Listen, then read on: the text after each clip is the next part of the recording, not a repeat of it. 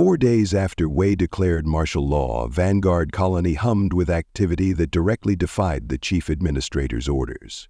The makeshift communication array continued to rise on the northern perimeter, its construction accelerated by teams working in shifts around the clock. Supply convoys still moved freely within Vanguard's territory, distributing resources according to Rourke's directives, not Wei's. And most visibly, the colony's defensive perimeter, already formidable, was being reinforced with additional watchtowers and weapon emplacements. From his command center, Rourke watched the latest surveillance footage of Wei's security checkpoints. They had expanded rapidly, forming a ring around Vanguard's territory, not close enough to be a direct provocation, but positioned to isolate and contain. They've diverted 3 transport units from New Dawn to reinforce the eastern checkpoint, Lieutenant Cattleman reported, indicating the relevant section on the tactical display. Looks like they're establishing a more permanent presence. Rourke studied the pattern of deployments. They're focusing on cutting off approach routes from the other colonies, not preparing for an offensive. For now, Major Elliott added grimly, Wei's first priority is stopping the population flow. Once that's contained, he'll start thinking about how to bring us to heel. He's already trying, Geo Duval said, entering the command center with Dr. Karras close behind. The young officer's face was drawn with fatigue but determined. 3 more communication bursts in the last 6 hours, all on official channels, each one reinforcing the narrative that you're mentally unstable and Vanguard is in a state of insurrection. Let him talk, Rourke replied, unmoved. Words don't change fact. No, but they shape perception, Karras countered. And perception drives action. The latest data from our contacts in the other colonies shows increasing polarization. About 30% believe your evidence about Earth's silence. Another 20% are uncertain. The rest have accepted Wei's explanation. Which means we still have potential allies out there, Rourke noted. People who might act when the moment comes. If they get the chance, Elliott said. Wei's security teams are cracking down hard on dissent. Anyone openly supporting your claims is facing medical evaluation or reassignment to remote outposts. Rourke's jaw tightened. The situation was deteriorating faster than he'd anticipated. Wei was consolidating control through fear and manipulation, using Earth's supposed authority to justify increasingly authoritarian measures. It's time we discussed our options, he decided. Cattleman, secure the command center. Level 1 protocols. Elliott, activate countermeasures against surveillance. Both officers moved immediately to comply. Cattleman locked down the physical space while Elliott activated electronic jammers designed to prevent eavesdropping. When they were finished, Rourke gestured for everyone to gather around the central table. What I'm about to propose stays in this room, he began, his voice level but intense. I want honest assessments, not deferential agreement. Understood? Nods circled the table. These were his most trusted officers, people who had stood with him through the Odyssey rescue, the election fraud, and now this growing crisis. They would speak truth, not simply what they thought he wanted to hear. We have the largest colony, Rourke stated flatly. The best defenses, the only walls, and one of the best officers for engaging in military action thanks to Elliott. Tell me, what am I missing? Beyond that, what's stopping us from just taking Wei out and clearing house? I'm not here to play politics. I'm here to ensure the colonization of this planet is successful. The stark question hung in the air. It wasn't just about considering military action. It was about crossing a line from resistance to revolution. Logistically, we could do it. Elliott was the first to respond, his weathered face thoughtful rather than eager. Vanguard security forces outnumber Wei's combined personnel, and our people are better trained, better equipped. A direct assault on Sentinel would likely succeed, especially if we moved quickly. But, Rourke prompted, sensing the hesitation. But it wouldn't be clean, Elliott continued. Wei's not stupid. He's dispersed his forces, established fallback positions. We'd take casualties, potentially significant ones. More importantly, Cattleman added, what happens after? Even if we remove Wei, we'd be seen as usurpers by many colonists. The very act of using force could alienate those who might otherwise support our cause. Geo leaned forward, his eyes intense. My mother died because she discovered the truth. Underwood died for the same reason. How many more will die if Wei remains in power? Sometimes force is necessary. Force should always be the last option, not the first, Karras countered. We're talking about fighting our own people, colonists who came here with the same hopes and dreams we did. Not to mention the practical considerations, Cattleman continued. Vanguard is nearly self-sufficient, but not entirely. We still rely on Hope's Calling for certain specialized medical supplies and New Dawn for rare minerals. A military conflict could disrupt those supply chains. Rourke listened carefully, weighing each point. What about leveraging our population advantage? 72,000 people in Vanguard now. That's over a third of the total colonial population. Numbers matter, Elliot acknowledged, but they're spread across the other 4 colonies. Wei's consolidated his most loyal forces at key strategic points. We'd need to deploy significant resources just to secure those locations. There's another factor, Karras added quietly, the communication array. All eyes turned to her. We're 3 days from completion, she explained. Once operational, we'll have independent means to demonstrate Earth's silence, not just to our people, but to all colonies. That could change everything without firing a shot. Rourke considered this. Wei knows that. It's why he specifically ordered unauthorized communication equipment to be dismantled. And why he'll move against us before we can activate it, Elliot predicted grimly. We should assume he's planning a preemptive strike. So our choices are attack first or prepare to defend. Rourke summarized. Neither ideal. There is a third option, Geo suggested, his expression thoughtful. What if we brought the evidence to the people directly? Not just broadcasts that Wei can jam or discredit, but face-to-face meetings with community leaders from the other colonies. Wei's checkpoints would prevent that, Cattleman pointed out. Not if we used the tunnels, Geo countered. Rourke raised an eyebrow. What tunnels? The maintenance access ways for the underground water reclamation systems, Geo explained. They run beneath all 5 colonies connecting to the central purification hub near Hope's Peak. My mother showed me the schematics during the Odyssey integration. Most people don't even know they exist. Because they're not meant for human passage, Karras interjected. They're narrow, poorly ventilated, potentially dangerous. But viable, Elliot mused, his tactical mind already assessing possibilities. Small teams could move between colonies undetected, establish contact with sympathizers, coordinate resistance. It's still risky, Cattleman cautioned. If Wei discovers these operations, he could claim they're sabotage attempts, further justifying his crackdown. Rourke stood and moved to the window overlooking the colony.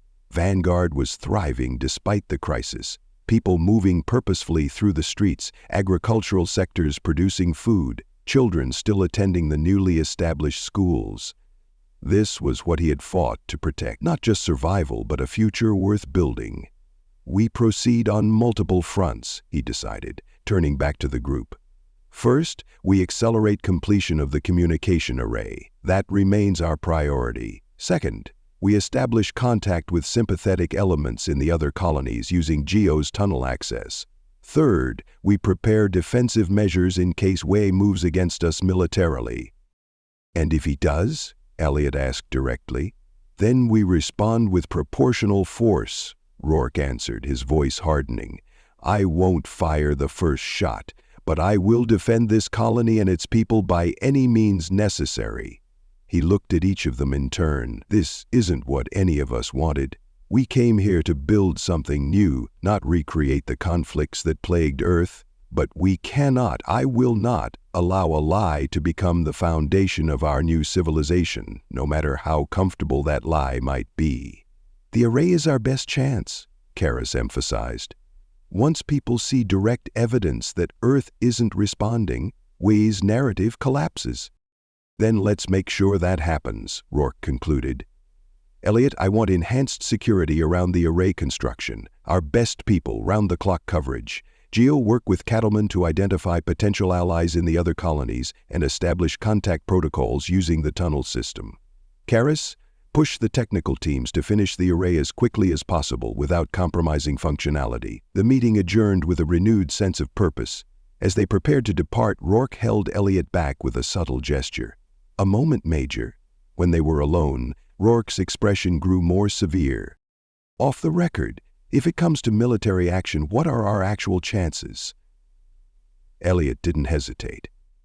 "Better than even, but not guaranteed. Way's forces are spread thin, which works in our favor, but urban combat in the other colonies would be messy, with high civilian casualty potential. And if we focused solely on Sentinel, on Way himself?" "A decapitation strike," Elliot considered it. "More viable, but still complex. Way's surrounded himself with loyalists. We'd need precision and surprise. Could you plan such an operation, as a contingency only?"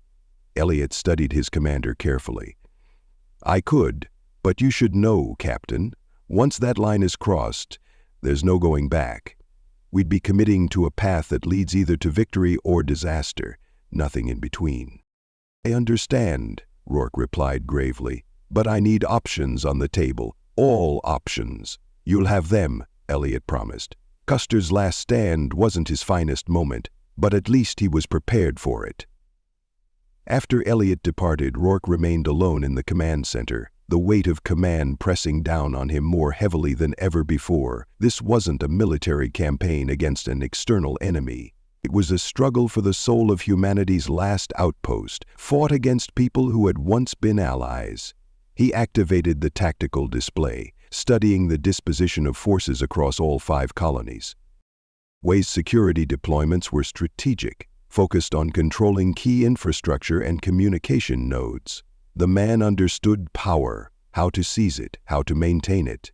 But he had miscalculated in one crucial aspect. He believed his deception was necessary because people couldn't handle the truth. Rourke knew better. Humans had weathered countless catastrophes throughout their history, adapted to unimaginable challenges. They could face this one too. The silence of Earth, the reality of their isolation, if given the chance. The question was whether Way would allow them that chance or whether Rourke would have to take it by force. The tunnel was narrower than Geo had described, barely wide enough for a person to crawl through in several sections. Lieutenant Walsh led the small team, navigating by the glow of shielded light panels designed to avoid detection from above. Behind him, 3 Vanguard security officers moved silently, each carrying compact data tablets containing the evidence of Earth's silence. Their destination was New Dawn Colony, specifically the eastern residential sector where their contact, a communications specialist named Forrester, was waiting. Forrester had been one of the experts who had verified the authentication discrepancies in the supposed Earth transmissions before Way's martial law forced her to publicly recant her findings. "Junction ahead," Walsh whispered, consulting the schematic displayed on his wrist unit. 200 meters to access Point Delta." The team continued forward, the tunnel gradually widening as they approached a maintenance hub where several conduits converged. According to Geo's information, this hub contained an access ladder leading to a storage facility on the edge of New Dawn's territory. Walsh reached the hub first, scanning the area with practiced efficiency. "All clear." He gestured for the others to proceed to the ladder. One by one they ascended, Walsh taking point to ensure the storage facility was secure before allowing the others to emerge. The space was dimly lit and cluttered with water purification equipment, exactly as their intelligence had indicated. "Masks on," Walsh ordered quietly. They couldn't risk facial recognition if New Dawn's security systems were active in this sector. Donning lightweight masks that obscured their features without appearing overtly suspicious, the team moved toward the facility's exit. Their window was narrow. Forrester had arranged for a brief security camera malfunction that would allow them to reach the meeting point undetected. Outside, New Dawn Colony presented a stark contrast to Vanguard. Where Rook's settlement featured defensive walls and organized sectors, New Dawn was designed around a central administrative complex with residential and agricultural zones radiating outward like spokes on a wheel. The architecture emphasized openness and community with few visible security measures, at least until Way's recent crackdown. Now, security drones patrolled the skies, and uniformed personnel conducted random identity checks at major intersections. The propaganda was visible too, displays featuring Wei's reassuring face, broadcasting messages about maintaining stability and continuing Earth's vision. Walsh led his team through service corridors and maintenance ways, avoiding the main thoroughfares. Their route was longer but decreased chances of interception. 20 minutes later, they arrived at the designated meeting point, a small hydroponics lab on the colony's western edge. Forrester was waiting inside, her posture tense but resolute. "You made it," she said quietly as they entered. "I was beginning to worry." "We encountered a patrol near Section 7, Walsh explained. "Had to take a detour." "The patrols are increasing," Forrester warned. "Wei's people are everywhere, watching for any sign of dissent." She glanced at the tablets they carried. "Is that the evidence?" Walsh nodded, activating one of the devices. "Complete authentication analysis, transmission logs, expert verification. Everything Rourke broadcast plus additional technical data we've compiled since then." Forrester examined the information with the practiced eye of a specialist. "The signature discrepancies are unmistakable," she murmured. "No communications professional could look at this and not see the truth." "Which is why Wei is keeping professionals like you under close watch," Walsh observed. "More than watch," Forrester replied grimly. "3 of my colleagues who questioned the authenticity of recent Earth transmissions have been transferred to remote outposts. Another is undergoing psychological evaluation." The contempt in her voice was evident.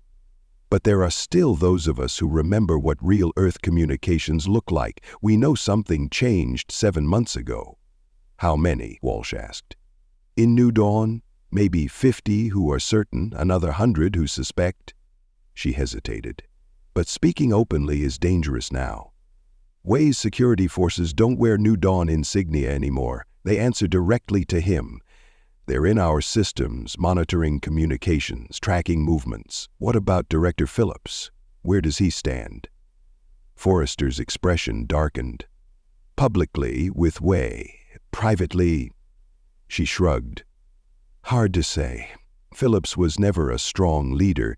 He follows the path of least resistance." Walsh shared a look with his team. This wasn't as promising as they'd hoped. "We need you to share this evidence with your trusted contacts," he said, handing her one of the tablets. "Discreetly, person to person, not over networks Wei might be monitoring." Forrester took the device, hiding it within her lab coat. "I'll try, but you should know, sentiment here is divided. Many people want to believe Earth is still there, still guiding us. It's comforting, especially now." "Comfort based on lies isn't really comfort," Walsh replied. "It's just delayed pain. Tell that to someone who's already lost everything once," Forrester countered. "These colonies represent humanity's second chance. The thought that we might be truly alone out here, that Earth itself might be gone?" She shook her head. "It's too much for some to bear." "But not for you," Walsh observed.